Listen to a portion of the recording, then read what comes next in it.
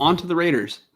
Mike, what are you looking for, and what should people be looking for at home for these next couple weeks of training camp? I'm actually going to start with the undrafted free agents. Um, just something I like to do every year. I mean, I don't. Damn. No, just uh, yeah. Uh, well, just I mean, this is the time where they get to shine. Is training camp and specifically the preseason. And I want to admit that I made a critical error in our last show when I was breaking down the Raiders defense, positions. I said that Adam Plant and George Tarlis, who are both defensive ends for the Raiders, were reserve players, like as if maybe they had been on the the geez um, practice squad for. did we lose you? And can you hear Oh, me? can you repeat that because you cut out for a second? Yeah. Hold on. You can hear me though, right? I can hear you. You're just frozen. Yeah, I am frozen. I see that. It's very beautiful Yeah, frozen picture of me. Um, maybe it'll come back. for sure. We'll give it a second. I guess point being, I don't sound different, do I? No, no, you sound great. Okay. Point being, I said that they were reserve players, but they are actually undrafted free agents. So Adam Plant, George Tarlis, really all of the undrafted free agents are something that I'm looking out for. What I'm going to do really quick, I'm going to leave the studio and come back. Is that cool? Okay, yeah, Okay. fine. Yeah. So just to recap, my first thing I'm looking for are the undrafted free agents. It's just something fun to look out for. Some players you don't know. I mean, I proved that last week when I was doing the defensive breakdowns. Is I didn't know who Adam Plant was. I don't know who George Tarlis is. As we get through training camp and specifically in the preseason, we'll get to know those players, and it's always fun. So all of the undrafted free agents, usually every year, especially like a team like the Raiders, one or two couple undrafted free agents tend to make the team. So I'm curious who that will be. And the Raiders had a little training camp special that they dropped on YouTube, and they had Chandler Jones come on.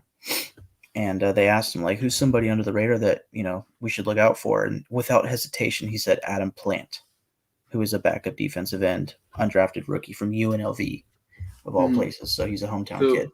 it was Adam Plant and who else that you got wrong? George Tarlis. Mhm. Okay, so George Tarlas and Adam Plant. I want you guys to know this is the guy who got it wrong. Who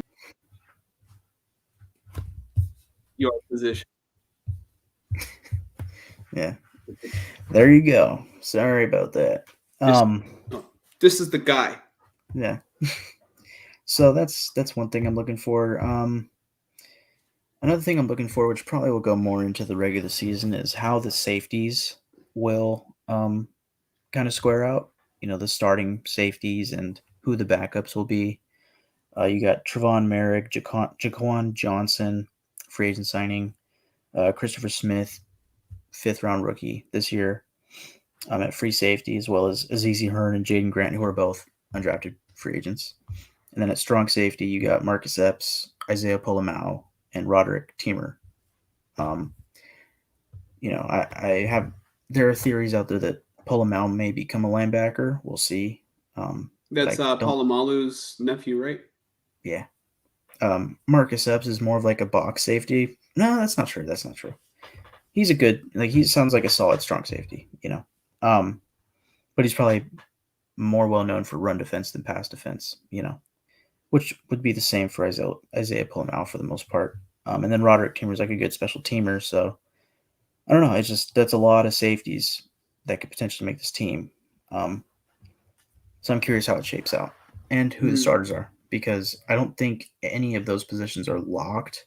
It's written in pencil, Trevon Merrick and Marcus Epps, but some players might cut into that. Mm. Um, I feel like now that we have Marcus Peters signed, the cornerback room looks a little bit more clear. So I don't have as many questions there. Defensive tackle is something I'm looking for, in training camp. Will anybody stand out?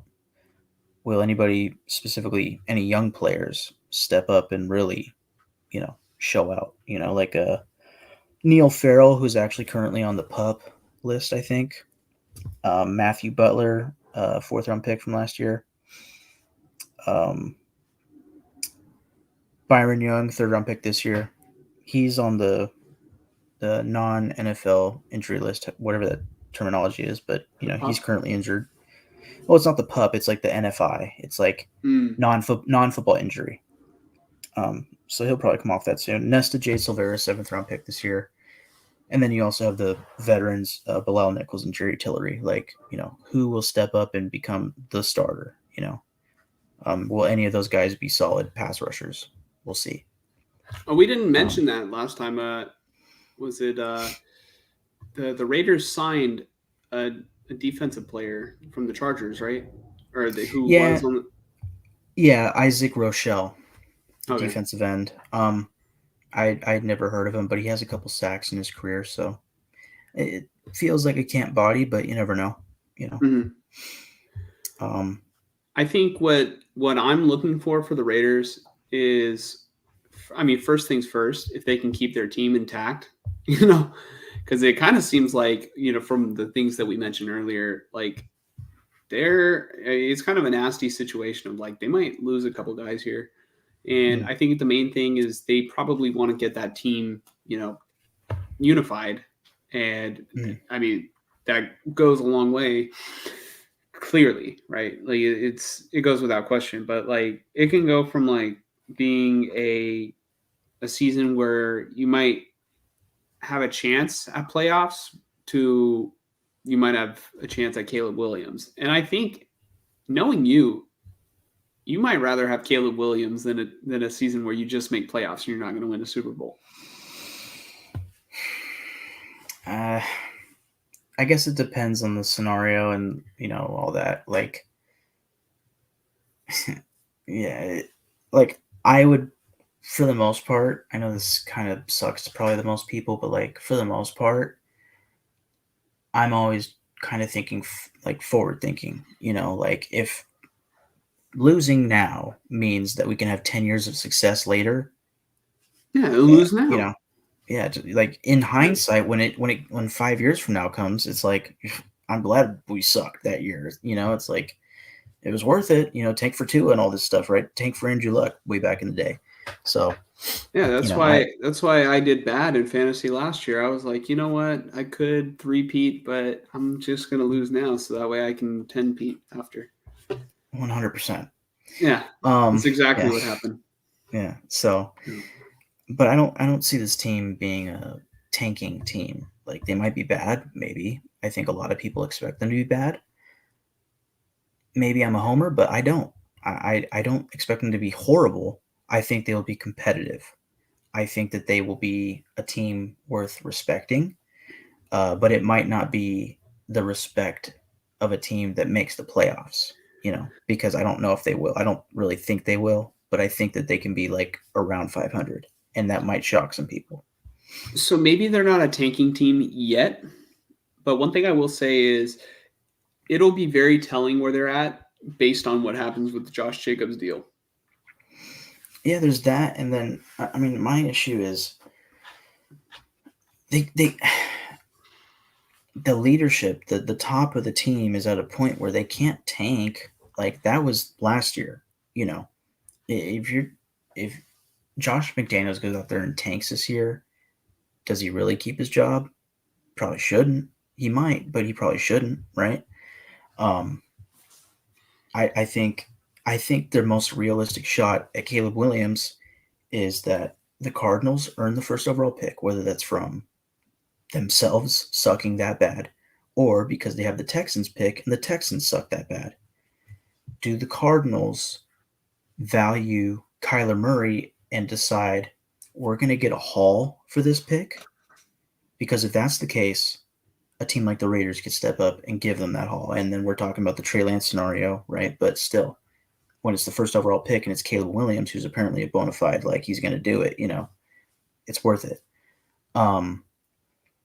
It'll be worth more than what the Niners give up for Trey Lance. So, but if that's your 10 years of success, it's worth it. And I mean, that's probably the best case scenario. The best case scenario to me is we make the playoffs and can trade up to number 1. But that's when you have like the 20th plus overall pick, and the team that's got the first pick is like, no thanks.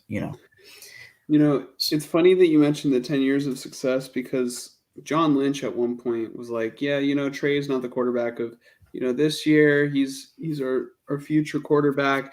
He's the guy that we're going to have over the next 10 years, right? That's how they envisioned him. I didn't know that what he meant was we're going to play him in 10 years. Yeah, he won't see the field for 10 years. Yeah. But going back to the Raiders, the other things that I'm looking for is if their offensive line can be solid, because I look at a year like 2016 where they had a fucking stacked offensive line. And if they want to replicate it all starts up front. It starts in the trenches. So you have to have that offensive line protecting Garoppolo. And we don't know how good Aiden O'Connell is going to be. And I don't think you're going anywhere with Brian Hoyer. But if you can keep Garoppolo healthy, and if McDaniels can put Jimmy in a situation to where he can just run the offense and let the playmakers make plays, you should have success. And it all starts on that offensive line. Mm-hmm. And another thing I'm looking out for is the defense as a whole. I'm not going to pinpoint a single position. I think Marcus Peters is a good signing for the defense, but the defense as a whole has to come together and not have collapses like they did last season. If they can just play a stronger base, a stronger, like as a whole brand of defense, the Raiders will be able to squeak out more wins than they did last season. Yeah, this isn't exactly something I'd say to look for this training camp, but I'd really like to see them sign a veteran linebacker, because we have a veteran defensive end in Chandler Jones. We now have a veteran in the defensive backfield in Marcus Peters. Give me a veteran linebacker, like say maybe a Quan Alexander. That would be a good signing for the Raiders. I don't know if Kyle Van Noy is actually a free agent or not, but if he is, that would also be a good one. But yeah, give me somebody like that, and then you can have a veteran at each level of the defense, and then maybe that can help quite a bit, hopefully. But we'll see if it even happens. Yeah, as far as the offensive line, I agree. As the offensive line overall as a whole, but to get a little bit more specific, for starters, I'm curious where Dylan Parham's going to play. I'm pretty sure he's going to be the left guard again, but he was a natural right guard in college, and apparently he played left guard most of the season, but he played right guard a little bit here and there last season, his rookie year. Again, natural right guard out of college, right? When he played left guard, he had let's just say, because I don't have the stat, let's just say he played 14 games at right or at left guard and gave up 50 pressures. I don't know, but let's just say that. When he played right guard for 2 games, he gave up 4 pressures. It's technically speaking, he's clearly better at right guard. Why can't you just put him there, right? So maybe they go back to right guard, but we'll see as training camp goes on. I'll get the reports that say, oh, here's your offensive line lineup today for the starters: Colton Miller, Dylan Parham, Andre James. I'm curious about right guard, and then probably Jermaine Illuminor, not Jermaine open the door, so. Yeah. But I swear. Oh, go ahead. Well, just to be more specific. Yeah, to be more specific, I'm really curious after Dylan Parham and his placement. I'm curious about the entire right side of the offensive line. I feel good about Colton Miller. If Dylan Parham's at left guard, he's getting a full NFL offseason for the first time. Hopefully he's bulked up. He's practiced a lot of left guard. Hopefully he's significantly better. Maybe breaks out. And then center Andre James, I don't really have many worries with him. Just hopefully he gets it down and in tune with Jimmy G. But right guard is a complete question mark. Anybody could start there right now. Natani Muti is a guy to look out for. And then at right tackle, you have Illuminor, Thayer Munford, the seventh round pick from last year who actually got a lot of playing time. And I think he might be the swing tackle, but we have Brandon Parker back again, who is kind of also a swing tackle. So I'm curious how that'll shape out. And then there's also Dalton Wagner, undrafted free agent, who I would kind of expect to be a practice squad guy who they hope to develop over the next year. And then maybe next year he becomes like the backup right tackle or maybe more. Mm-hmm. So I'm curious to see how right tackle and specifically right guard shapes out. What were you going to say? No, I was just, I mean, this is like kind of unrelated, but I swear I have like undiagnosed ADHD or something, dude. Because like, or I just have like strong associative memory. Because when you, I mean, you mentioned that there was a name. His name was Neil, I think. Farrell. Neil Farrell. And as soon as you said that, I was like, I just got Doodle Bob in my mind. Neil Foygan. Yoiman. No, and then when you said Kyle Van Noy, I was like, Van Noy. I just started thinking about Doodle Bob. I don't know why, but yeah, no, it's just the way my brain works. Maybe I just need some freaking Adderall. Well, something was said earlier in this podcast where I just kind of like looked to the side, like thinking about something, but I don't remember what the context was, but I was thinking of something funny. Mm-hmm. So, a few more things to look out for. Just one player, Aiden O'Connell. I'm just curious. I think this team really believes in him. Like, I don't think they believe he could be their starter, or at least not right now, but he might be the type of guy that could go out there and shock people and be the next, I shouldn't say this, but Brock Purdy, like you never know. I'm very curious. So curious to see how he does. I think he's going to end up being the QB2 and Brian Hoyer's not going to make this team. I think he's only here to help implement the offense for Jimmy G and probably even more so for Aiden O'Connell. You don't think they keep 3? I don't see why they would. Why keep why keep Brian Hoyer's skeletons when you can keep an extra running back if Josh Jacobs is questionable, an extra wide receiver because it's a deep room, an extra offensive tackle, offensive guard, an extra defensive tackle, defensive end, corner, a special teamer, So I don't see it, but they might. If everybody's saying, I don't expect Brian Hoyer to throw many passes like in the preseason, why would you have him in the regular season? Other than to hold a clipboard, if that's worth it to you, then okay. But you're right. You're right. Because honestly, at that point, if Jimmy gets hurt and then Aiden O'Connell gets hurt, at that point, you might as well just tank for Caleb Williams because you're gonna need another guy. Yeah, and also, another thing they could do, I think theoretically, is they changed the rules during COVID where the practice squad can have veterans. So it's possible that they could put Brian Hoyer on the practice squad, but I don't know if that's for sure. So anyways, I guess another singular player would be Zamir White.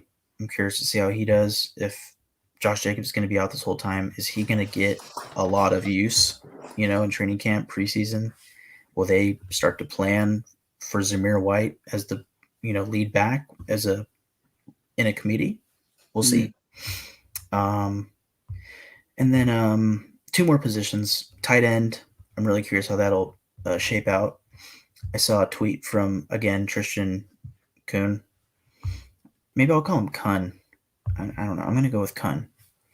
Tristan Kun, who says I would assume it's pronounced the other way, but I don't think it matters. Yeah. We'll see, unless he corrects me. Yeah, unless he corrects you or you see it pronounced, otherwise on like another thing. Yeah. Again, it's Tristen, Tristan, Kuhn. And if you want to follow him on Twitter, he's a very good follow for Raider fans at KUHNTRISTEN. He tweeted that Raiders veteran tight end Jesper Horsted is up to 246 pounds after playing last year at 233. So bulked up. This was a guy in the offensive breakdowns that I said I could see him, making this team over a guy like OJ Howard, which is, former first round pick with a somewhat biggish name. So he I'm says assuming if he bulked up, he's going to be like if you run a blocking. 2 tight end set, he's going to be a blocker, or Yeah. maybe you could just bring him in and like typically on a goal line formation, you'd want an extra lineman, but he could be the tight end also in that formation. So Yeah, like I said, you have the swing tackles. You could bring in Thayer Munford or Brendan Parker or a guy like Horsted, maybe. I think early on, it's going to be all Austin Hooper, and they're going to be developing Michael Mayer. He'll get on the field for sure because he's too talented to not. But there will be points, I think, where Horsted gets on the field, and then maybe mid-season, Michael Mayer starts to really get a feel for it, and then it's like, oh, he's starting to take over, mm-hmm. But, the tight end room is interesting to me. And then lastly, linebacker. Other than right guard, that's the biggest question to me. I've heard nothing but good things about Devon Diablo this offseason. I think he was another guy that bulked up quite a bit. I think he's going to be the one with the green dot. So I'm going to be really watching out for Devon Diablo. But also, who are going to be the backups at the linebacker positions? Is Luke Masterson going to keep his roster spot? He was an undrafted free agent last year. Or will an undrafted free agent this year, Drake Thomas, take his spot? Or take Darian Butler's spot? You also have Amari Burney, who we drafted in the 6th round this year. So a lot of options, a lot of young linebackers. And again, I'd like to see a veteran get added, but we'll see. And that's really it for me for what I'm looking for, other than hopefully consistent growth,